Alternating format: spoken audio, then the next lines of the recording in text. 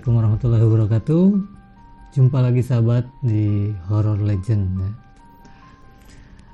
Oke, kadang kita dipermainkan oleh pikiran atau apa yang kita bayangkan ya, sehingga terkadang kita melakukan hal-hal yang tidak rasional.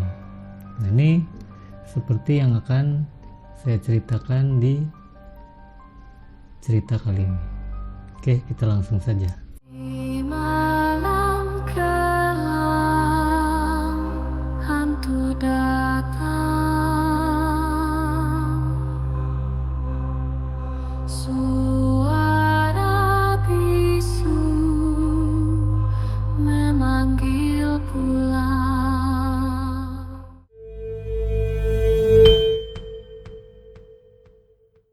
Oke, cerita ini berawal dari seorang wanita yang bernama Riana. Dia ini seorang janda yang masih cukup muda. Dia baru saja bercerai dari suaminya dan dia belum punya keturunan. Dia merasa cukup terpukul dengan kejadian itu, sehingga dia merasa dia ingin punya waktu untuk sendiri. Nah, sehingga setelah bercerai dia memutuskan untuk mencari rumah di pinggiran kota. Singkat cerita, dia mencari dibantu oleh seorang temannya namanya Ella. Nah, Ella ini punya informasi tentang rumah yang akan dikontrakan di pinggiran kota, dan rumahnya cukup nyaman, suasananya tidak terlalu ramai, sehingga Riana ketika melihat rumah itu langsung tertarik, dan harganya pun tidak terlalu mahal. Nah, dia merasakan ketenangan untuk beberapa hari di awal dia pindah ke rumah itu. Dia beres-beres dengan tenang. Nah, ini cerita dimulai sekitar 1 minggu setelah Riana pindah. Dia baru merasakan ada hal-hal aneh yang terjadi, dan dia merasa itu disebabkan karena apa yang terjadi. Dia merasa stres, sehingga itu mempengaruhi pikirannya. Pada suatu malam dia tidur dan bermimpi. Nah, pada awalnya di mimpinya itu dia merasa berada di ruangan yang sangat gelap gulita, poek mongkleng gitu ya kata Sunda. Di dalam mimpinya itu Riana merasakan ketakutan yang amat sangat. Dia melihat cahaya di kejauhan sangat kecil, nah, tapi di sekitarnya sangat gelap. Namun dia merasa ada orang yang memperhatikannya atau ada yang mengawasinya.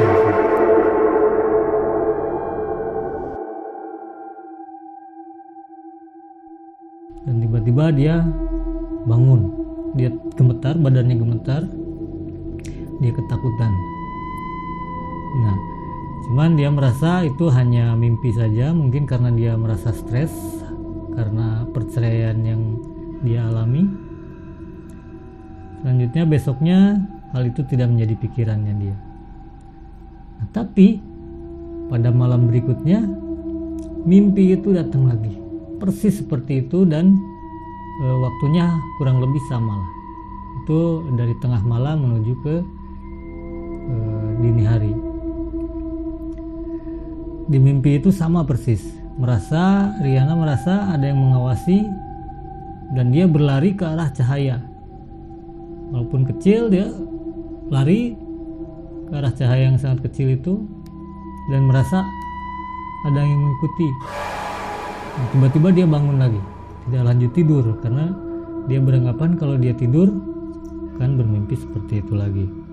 Di hari ketiga ini ada kejadian aneh lagi. Dia waktu itu mau menggosok gigi, siap-siap untuk istirahat lah ya, walaupun tidak tidur. Di depannya itu ada cermin. Di kamar mandi biasa kita ada kloset ya, ada cermin. Nah, ketika siap-siap dia mau gosok gigi, dia merasa ada yang aneh. Dia merasa bayangan di depannya itu bukan bayangan dia. Walaupun memang tampilannya dia gitu ya. Dia merasa bayangan di depannya itu tidak sinkron dengan gerakan dia. Dia merasa ada yang mengawasi dia dari balik cermin tersebut. Dia merasa mulai gemeter nih. Cuman akal logisnya mulai menguasai dia. Tak mungkin lah seperti itu, karena itu hanya bayangan. Dia coba menggosok gigi. Memang di bayangan itu dia menggosok gigi, tapi tetap ada rasa keganjilan di situ. Seakan-akan bayangan itu bukan dirinya. Ada gerakan-gerakan yang tidak sinkron. Seakan-akan bayangan di cermin itu betul-betul memperhatikan dirinya. Kalau memang benar ini karena dia stres, dia harus segera mencari bantuan. Oke. Nah, akhirnya dia segera keluar dari kamar mandi itu, dari kloset itu. Lalu dia istirahat, dia tidur di ruang tengah. Lampu sengaja tidak dimatikan, dinyalain semua. Dan pada hari itu, pada malam itu, dia mimpi sama seperti itu. Namun ketika mimpi kali ini, dia merasa ada bayangan yang mendekati dirinya. Kalau sebelumnya kan dia merasa hanya diawasi. Nah, tapi pada mimpi kali ini, bayangan itu mendekati dirinya. Lalu dia bangun dengan gemetar juga. Kenapa hal ini seperti ini terjadi pada saya? Katanya.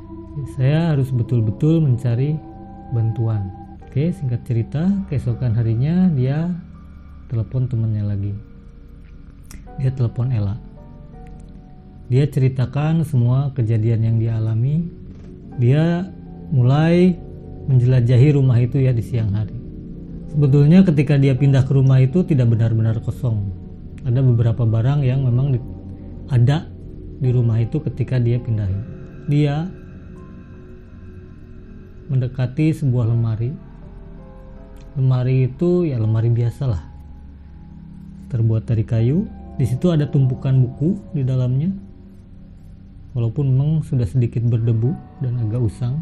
Dia buka lalu dia ambil buku-buku itu. Nah, ternyata di situ ada satu buku catatan, buku harian, mungkin seperti jurnal lah, cuman dia sudah agak berdebu. Dia bawa, dia sambil duduk, dia coba baca. Nah, ternyata itu adalah buku harian dari seseorang. Nah, setelah dia membaca, dia lihat, dia baru tahu nama yang punyanya itu adalah Amir. Dia seorang laki-laki. Nah, di situ di catatan itu menceritakan tentang keseharian Amir ini. Ternyata Amir ini adalah orang yang pernah tinggal di rumah tersebut. Nah, yang jadi menarik adalah di dalam buku catatan itu ada cerita tentang Amir. Dia merasa bahwa di dalam pikirannya dia dihantui oleh suatu bayangan. Bayangan ini selalu mengikuti dirinya kemanapun dia berada ya. Amir ini merasakan, dia bercerita di buku itu, dia merasakan sangat terganggu, sangat ketakutan. Dan di awalnya dia merasa bahwa itu hanya gangguan pikirannya saja. Riana merasa bahwa apa yang dirasakan oleh Amir ini mirip dengan yang apa dia rasakan. Nah, ada bagian tertentu dari catatan itu yang membuat Riana agak takut juga. Dalam catatan itu, Amir ini menceritakan pada suatu saat dia dikejar oleh bayangan itu. Bayangan itu benar-benar menghampirinya dan menghantuinya setelah itu. Dari situ buku catatan itu tiba-tiba berhenti ceritanya. Halaman berikutnya kosong. Nah, penasaran dong Riana ini. Dia coba telepon temannya, Ella itu. Dia ceritakan tentang isi buku tersebut. Kamu tahu nggak tentang cerita ini? Siapa Amir dan sebagainya? Nah, Ella menjawab, pernah dia mendengar itu. tapi hanya sekilas-sekilas saja katanya. Amir mengontrak juga di situ sebetulnya. Tiba-tiba dia meninggalkan kontrakannya katanya. Tidak ada cerita lagi, tidak ada berita lagi dari dia. Makanya yang punya dia langsung mengontrakannya ke orang lain. Sampailah hari menjadi senja dan mulai malam. Dia sudah mulai merasa takut lagi. Dia coba mengungsi diri di kamar. Sengaja tidak dimatikan lampu luar maksudnya, di luar kamar. Nah, tapi di malam itu dia merasa tidak dapat tidur. Sekitar tengah malam dia merasa ada orang yang berjalan di ruang tengah. Tentu saja Riana sangat takut ya. Dia lompat langsung kunci pintu, lalu kembali lagi ke tempat tidur. Nah, tapi perasaan takut itu semakin menjadi. Dia merasa ada yang mendekati kamarnya. Nah, dari bawah pintu kan suka kelihatan tuh bayangan. Dia merasa melihat sebuah bayangan dari bawah pintu. Semakin takut, dia sudah tidak bisa bergerak ya. Dia semakin menggigil, tapi bayangan itu tidak bergerak, hanya sampai di pintu saja. Riana sudah membayangkan pintu itu akan dicoba untuk dibuka mungkin ya, seperti itu. Tapi itu tidak terjadi. Selanjutnya bayangan itu bergerak lagi dan pergi dari situ. Lalu dia berteriak, "Siapa di situ?" Tapi tidak ada jawaban. Dia telepon Ella, dia tidak ada yang angkat. Dia merasa ketakutan. Tapi ketika ditunggunya lagi bayangan itu datang, tidak datang-datang.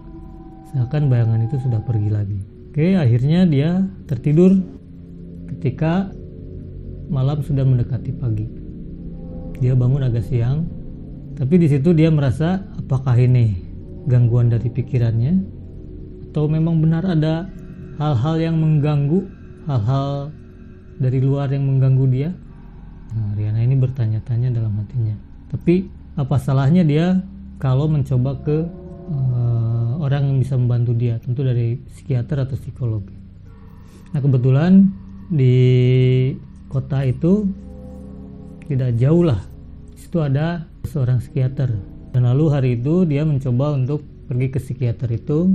Nah, setelah bertemu dengan psikiater itu dia menceritakan semuanya. Lalu apa yang didengar dari psikiater itu? Psikiater itu menjelaskan bahwa itu memang hanya sekedar stres katanya. Tapi setelah itu Riana juga menceritakan tentang penemuan buku harian. Di buku harian itu dikatakan ke psikiater itu bahwa apa yang dirasakan dari buku harian itu mirip dengan apa yang dia rasakan saat itu. Di situ namanya Amir. Nah, ketika disebut Amir, psikiater itu terkejut, mukanya berubah. Dia termenung sebentar, lalu dia masuk ke dalam ruangan di sebelah ruangan konsultasi itu.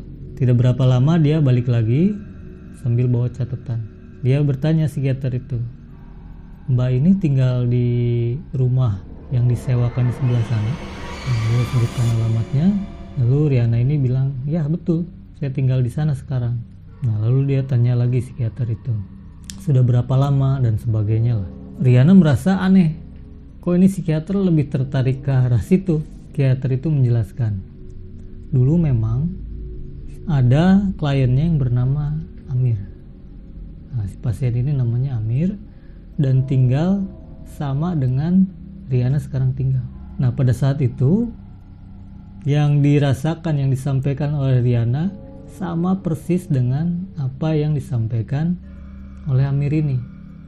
Lalu Riana bertanya, "Sekarang Amir di mana?" Si psikiater itu juga nggak tahu karena tiba-tiba dia tidak kembali lagi. Nah, oke, dari situ Riana juga malah jadi tambah bingung sesudah datang ke psikiater ini. Walaupun memang diagnosanya katanya stres ya. Lalu dia kembali ke rumah. Nah, dari situ dia tidak memikirkan lagi tentang hal ini. Hari mulai gelap lagi, menuju malam. Nah, kali ini Riana agak sedikit tenang. Kali ini dia berani ke kloset untuk menggosok gigi. Ketika dia menggosok gigi, dia melihat cermin. Di cermin itu perasaan yang dulu itu ya seperti diperhatikan itu kembali lagi. Namun kali ini lebih intens. Bayangan itu seperti tidak sinkron dengan dengan dirinya. Padahal itu adalah sosok dirinya. Cuman dia melihat bahwa sosok itu asing, bukan dirinya. Dia tidak mengenal sosok itu. Bahkan ketika Riana bergerak, gerakannya itu seperti tidak sama.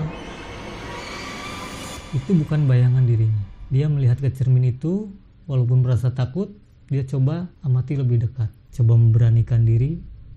Riana tetap mencoba untuk tegar gitu ya. Dia coba dekati cermin itu lagi. Dia dekati lagi. Dia coba ulurkan tangannya ke cermin itu. Ketika tangannya akan menempel pada cermin itu, tiba-tiba kaca itu pecah. Riana langsung kaget, dia terjengkang ke belakang. Dari situ muncul bayangan hitam mencoba mengejar Riana. Dengan spontan Riana bangkit lalu lari, tapi bayangan itu mengejar. Dia coba masuk ke kamar, ingin menutup pintu, tapi pintu itu tiba-tiba langsung terkentang dengan Riana yang terjengkang ke belakang. Bayangan itu mendekat, terus mendekat. Dia sudah tidak dapat bergerak karena ketakutan. Dia merasakan tatapan yang dingin. Riana coba bersuara. Dia bertanya, "Siapa kamu?" Tapi bayangan itu diam. Bayangan itu menatap dirinya. Ada keberanian yang muncul sedikit dari Riana ini. Dia paksakan, dia berdiri. Dia coba dekati bayangan itu. Namun ketika didekati, tiba-tiba bayangan itu mulai memudar, lalu hilang sepenuhnya. Nah, dari situ Riana terhenyak. Apakah mungkin ini bukan dari pikiranku, katanya. Apakah mungkin ada yang menghuni di rumah ini? Apakah mungkin ada yang mencoba mengganggu dirinya? Pikiran itu berkecamuk di dalam kepalanya. Yang logis itu adalah itu hanya dalam pikirannya saja. Tapi bukan itu yang dia rasakan. Mungkin yang harus dia lakukan adalah mencari sosok Amir ini. Apa yang terjadi dengan dirinya? Di mana dia? Mungkin Amir ini bisa membantu untuk menjelaskan semua apa yang telah terjadi pada dirinya. Selanjutnya, besoknya dia coba menghubungi yang punya rumah. Dia telepon orang yang punya rumah itu. Dia coba bertanya tentang Amir ini, siapa, dari mana asalnya, dan sebagainya. Nah, dari situ didapatlah keterangan yang punya rumah itu memang tidak tahu Amir kemana, karena dia tiba-tiba tinggalkan saja rumah itu. Nah, tapi didapat informasi bahwa dia adalah seseorang yang asalnya tinggal di suatu kota, sebut saja kota B. Dengan berbekal keterangan itu, Riana coba mencari informasi dan dia menuju ke kota tersebut. Sampainya di alamat tersebut, Riana bertemu ternyata itu adalah rumah orang tua Amir. Ngobrol dengan orang tuanya lebih dalam, lalu dia sampaikan apa yang terjadi dan dia juga memperlihatkan buku harian Amir itu. Di sini ada yang mengejutkan Riana. Ternyata dari orang tuanya dia mendapat informasi bahwa Amir ini sebetulnya pernah pulang. Nah, pada suatu hari dia pergi ke suatu tempat tapi tidak kembali. Orang tuanya mendapat informasi dari polisi bahwa Amir ini kecelakaan. Ada yang aneh, kendaraan yang dia pakai itu tidak apa-apa. Tidak ada yang rusak, tidak ada yang penyok, tapi didapatkan Amir ini seperti kecelakaan. Dia berdarah-darah gitu di dalam mobil itu. Tentu Riana sangat terkejut dengan itu. Apa yang menyebabkan kematian Amir ini? Dia kembali, yang dipikirkan Riana itu bahwa dia harus tahu siapa bayangan itu, apa maunya. Kalau tidak mungkin dia akan bernasib sama seperti Amir. Dan akhirnya dia minta tolong bersama Ella. Dia coba minta tolong pada seseorang yang dianggap katanya tahu atau bisa mengatasi hal seperti itu, dan kebetulan dia seorang yang alim lah ya. Disampaikan segalanya ke orang pintar ini bernama Pak Irfan. Sampai di rumahnya Riana, Pak Irfan mulai melihat-lihat sekeliling. Mungkin dia sudah merasa bahwa di situ ada sesuatu yang salah. Nah, akhirnya dia berjalan ke arah kloset dan dia berhenti di situ. Dan akhirnya ada sesuatu katanya di dalam rumah ini. Dia bilang itu kepada Riana dan Ella. Ada sesuatu di balik dinding kloset ini. Dari situ Riana bertanya-tanya, ada apa? Sebaiknya kita bongkar dinding kloset ini. Coba besok panggilkan tukang. Kita coba lihat apa yang ada di balik dinding ini, katanya. Nah, dan akhirnya esok harinya Riana ini menelpon orang yang punya rumah.